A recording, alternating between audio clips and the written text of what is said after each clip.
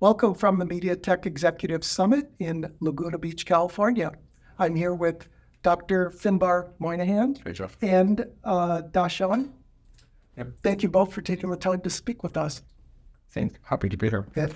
So there were lots of announcements at the show, and Kevin Keating kind of set it up, and also in the invites that this was a time to spend with the executives and get details. Yet there were huge partnerships and announcements. Was this by design and from the marketing department? Or? We like to have a little something to keep it interesting. Yeah. Super. Regarding the 9300 in that announcement, in previous years, the high end was behind in the spec wars, and now with the 9300, specs are on par or even better than competitors. How will that help and affect design wins going forward? Yeah, I think thanks for recognizing that, Jeff. I mean, we set out on this flagship journey 3 years ago. We knew it wasn't a 1 year and we were going to be sort of conquering the world. You have to build credibility, you've got to build the capability. But I think, we feel very good about what we've achieved in the 3 years, right? So I think you're seeing it now in the Dimensity 9300 where, we have, I think, learned quite a lot in the journey. We have confidence that we understand what's required in this space. We've gone for a very innovative computing architecture with the all big core, as you know, and based on our understanding of the application space Android ecosystem, where the requirements are going. Of course, we've also taken a huge leap in terms of the AI capability, but also I think really showing some leadership now in some of the gaming specs as well. So it's a pretty exciting time. I think, you'll also see, for example, that Vivo has already launched their device based on the Dimensity 9300 very quickly after our announcement. So again, I think, in previous years, there was probably more of a gap between the chip announcement and the phone announcement. So I think it's now showing that the interest is there from the customers. The confidence, I think, has been built in our ability to deliver at the flagship tier. So I think we'll just see more growth in that segment as we go forward. Excellent. CEO Rick Seid mentioned a goal of $1 billion, and that. Is there any insights into which regions will best help or see the most amount of growth? Oh, I think right now it's fair to say that most of the volume for us in the flagship tier is still in the China market. Vivo, Oppo, Xiaomi, and brands like that. Of course, as those companies export to other markets, whether it's India, Southeast Asia, or even European market, there's some opportunity there. But I think for sure most of the volume is still in China today. Our research has shown that 5G eclipsed volumes, early 2022. Yet you still have significant LT business and 5G mix and that. How is that LT versus 5G mix looking in 2024? I mean, I think we're already, as I said, past kind of the 50-50 mark, so that more volume in 5G versus 4G. I think it's beginning to accelerate again now with markets like India moving fairly rapidly into 5G this year. And of course, that trend will continue into next year. And, Southeast Asia, LATAM, probably still some time to go there. So still the Middle East, Africa in particular, I think is even still shipping a lot of 4G devices. But I think, we've launched new Dimensity 6100 Plus family for the entry segment. I think we're now at the phase where it's really about converting that long tail of 4G. And of course, there still are price gaps between 5G phones, 5G chipsets, and 4G phones, 4G chipsets. So I don't think we see 4G going away anytime soon. It's just now I think the curve has changed and we will just see that migration of those to 5G over the course of the next couple of years as those markets that I was talking about kind of converge to 5G. Got it. Migration of node process, how important is that in both mid-tier and then the lower tiers? I think we already launched multiple generations of the 4 nanometer. Our Dimensity 7000 series is already in 4 nanometer technology. We've already announced we're working on 3 nanometer technology with TSMC for the flagship next year. So all of these requirements, computing, power, AI, more capabilities, I think just continue to push the need for advancing into the more advanced processes.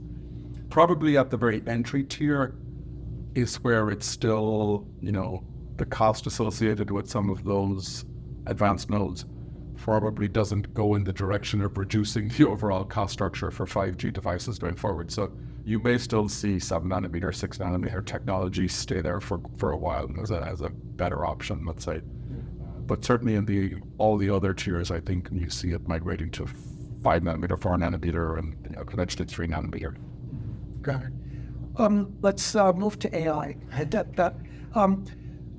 Most would say there hasn't really been a killer app for 5G yet, potentially fixed wireless access. But within the smartphone space, how do we're year 4 or 5 of 5G? Does this alter,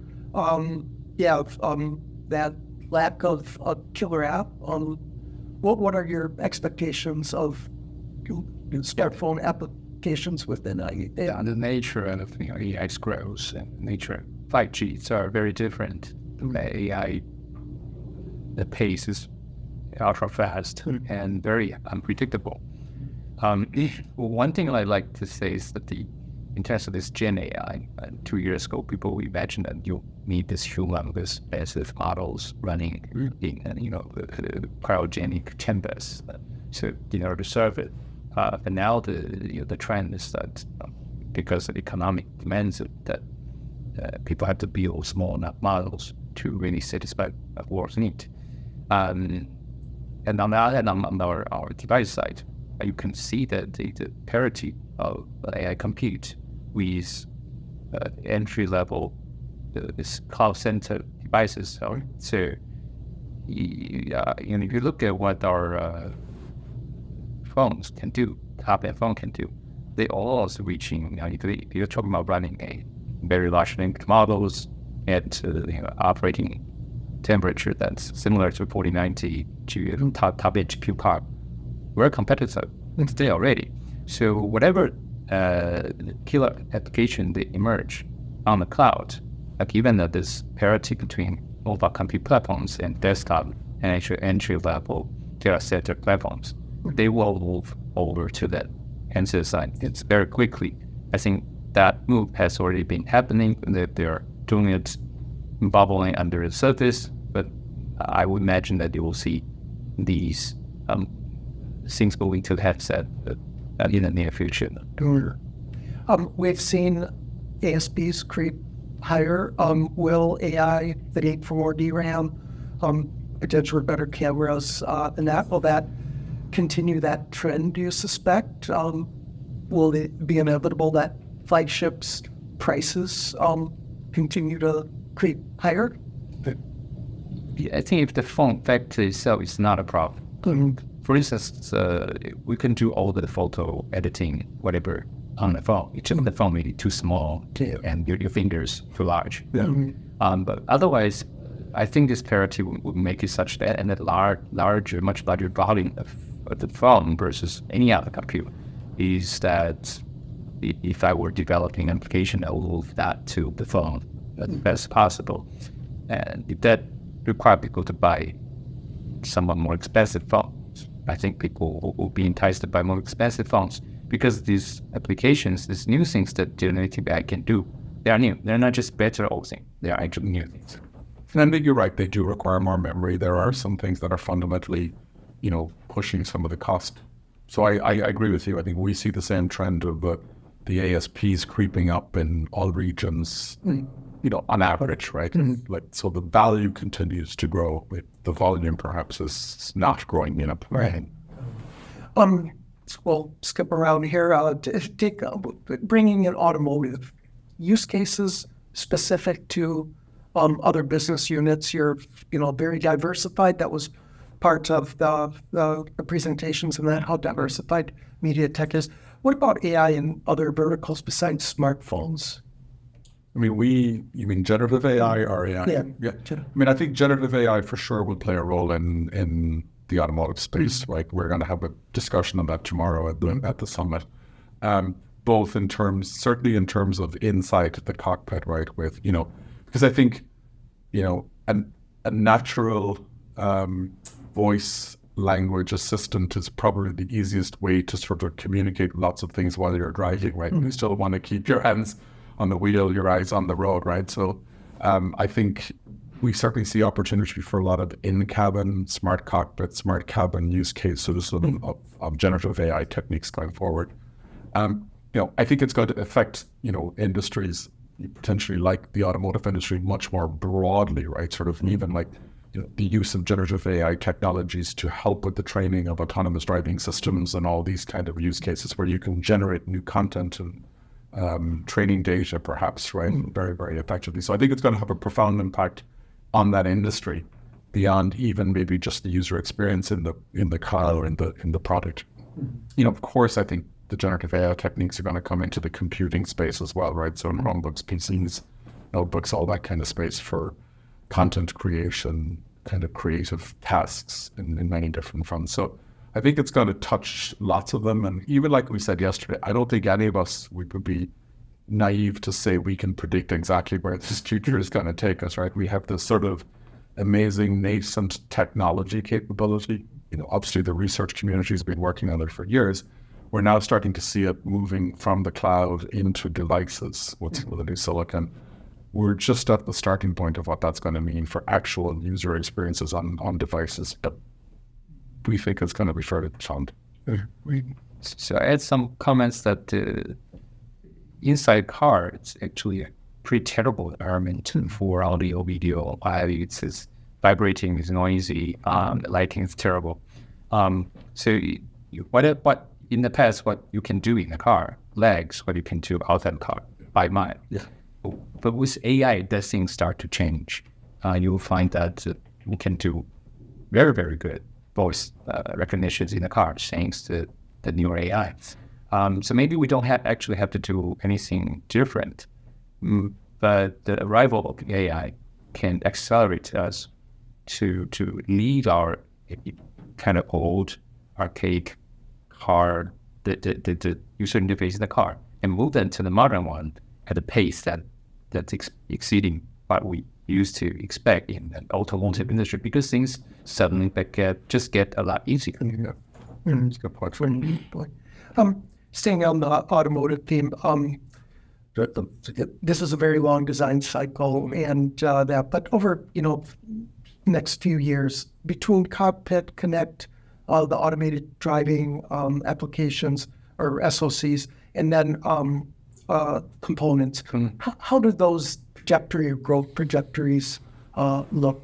I think David touched this as well this morning, but for us, I think, connectivity is obviously a very strong capability, right? So telematics, Wi-Fi, I think we'll see a lot of it. We already are seeing volume shipping on telematics in various cars in various markets, because of the product portfolio and the product lines that we already have. He also mentioned that, we've seen already, very sizable millions of units. I think he mentioned the word 15 million units, like what we would call smart cockpit, or maybe more traditionally the term was IDI platforms shipping already in the market. Again, a lot of that is probably in the China market that we've seen. Of course, with the announcement of the relationship and the close partnership with NVIDIA that we announced in June, it sort of changes, that dynamic, because we're working much more closely together, where we, MediaTek, will be the owners of the smart cockpit, smart cabin solutions under our Dimensity Auto brand, combining our capabilities and, of course, the, incredible capabilities from NVIDIA around graphics, AI, cloud, the Drive OS software.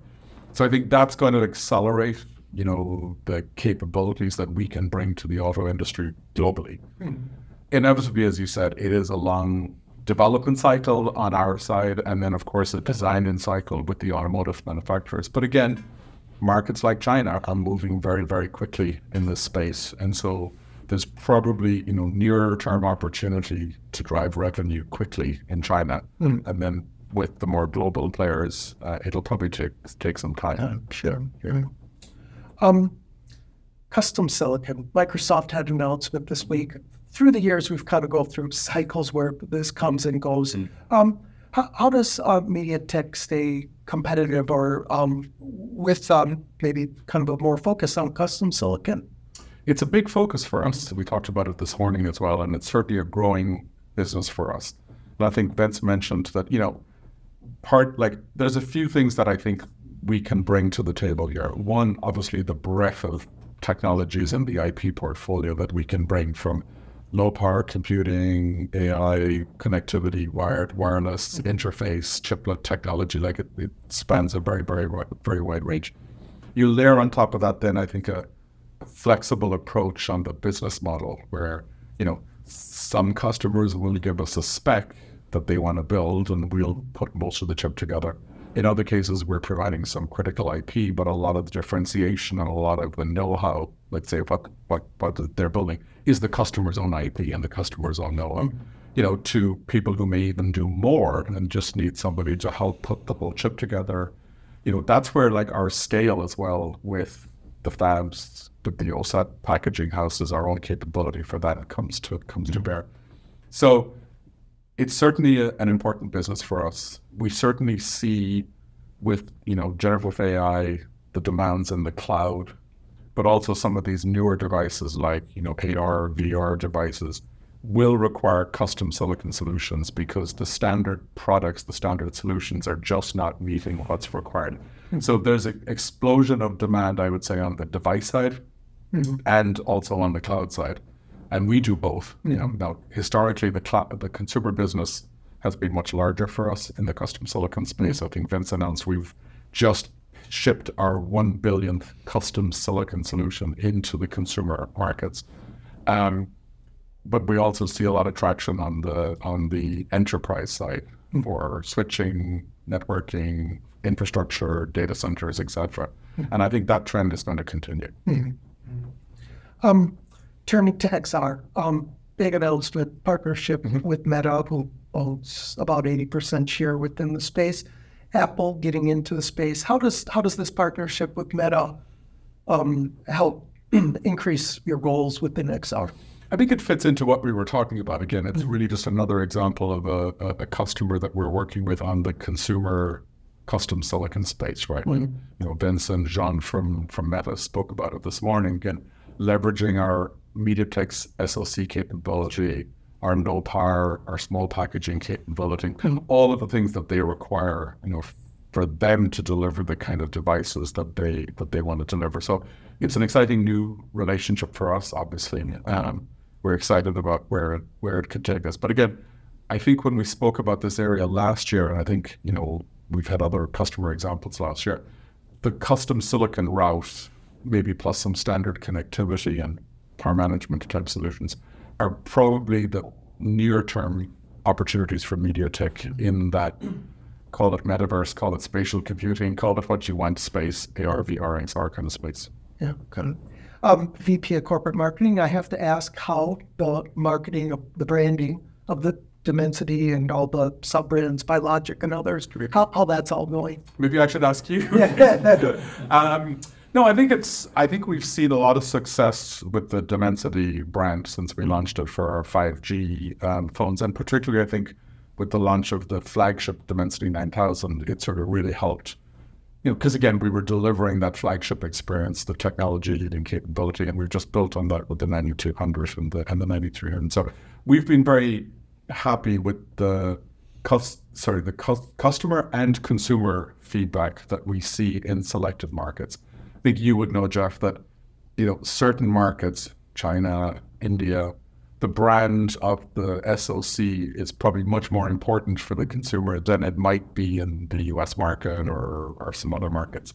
So it does vary from country to country, but we track it fairly closely globally, so we've been pretty happy about the success of that. We've also now leveraged, Dimensity into our auto platforms as well, so it's MediaTek Dimensity Auto, etc. Again, just kind of building on that flagship heritage that we were able to establish in the 5G space. But, we also want to make sure that we continue to emphasize the MediaTek hero brand or the corporate brand, because at the end of the day, we do so many different segments. It's all still MediaTek and MediaTek products and MediaTek technology. So, you'll continue to see us focus and do more on the MediaTek brand going forward. Back to AI.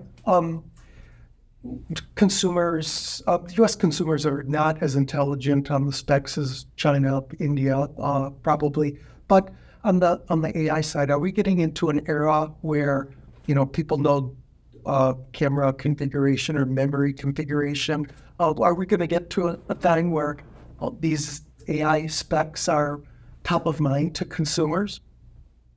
Well, actually, it's hard to say. I cannot study consumer behavior and consumer sentiment. It's plausible that there will be a more meaningful AI benchmark being produced so that people can exchange numbers across. The current ones probably don't do generative AI any justice. As far as, we feel that correcting photos, those things are so easy that mid-range phones can do whatever with a prompt. So it really depends on browser will influence your purchasing decisions. Is it really at high end? And we do believe that we have the strongest AI coprocessor by far. So we actually look forward to have that kind of benchmark defined to educate people that if you want to write your homework quick, you better buy MediaTek products. No, I think to add to that, I think, we're already seeing in the early days, like certain, maybe they're not the most critical, but certain things, the number of billion parameters in the large language model, the stable diffusion rate, the tokens per second. So these are beginning to sort of enter the discussion. I don't know if they've reached all the way to the consumer yet, but certainly within the chipset supplier and OEM ecosystem, they're probably the terms that are beginning to now, I think we still as an industry have a lot of work to do to educate the consumer as to what that means in real terms, right? What's the difference between 7 billion and 13 billion? The researchers will tell you in terms of accuracy and speed and all this, but is that something that can be understood? I think there's still some marketing to do that. I think the question really is like I said earlier, none of us can really predict what's going to land. You're certainly seeing people working on large language models for a whole bunch of different areas. You're certainly seeing people working on stable diffusion and image recognition. JC demonstrated on stage today, the GIF animation and the LoRa fusion technologies. I feel like some of those social technologies could adopt quite quickly because I think people will gravitate. There's a very human aspect to that. People will gravitate to that. It's kind of fun. It's engaging. It sort of already kind of accelerates or amplifies what people are doing in some sense already, but makes it more personal, makes it more unique, right? So I certainly predict that those will be some of the first things to adopt. But again, I could be wrong, and we'll probably see a number of different directions over the next year. And maybe when we're sitting here in 2 years, we'll have a better vision of where we really are optimizing for some of these Gen AI applications. Yeah, it is amazing. A few years ago, we were talking about modular design, cloud compute, devices getting really cheap, and we were really wrong about that. Now it's all more on device for privacy, lower latency, better performance. So you might not really, because AI not becomes so much better, especially dealing with social aspects that you don't have rules. You don't have F equals MA. Those are the things that AI really is powerful, and it might be so powerful that it just take value from what you use the best cell applications into these places. So that's actually something that perhaps will happen in short term, that you just don't need certain things. One of the example might be autonomous driving. Autonomous driving, you're not driving 300 miles an hour. You're trying to make sure that your behavior fits social expectation. That's what you need.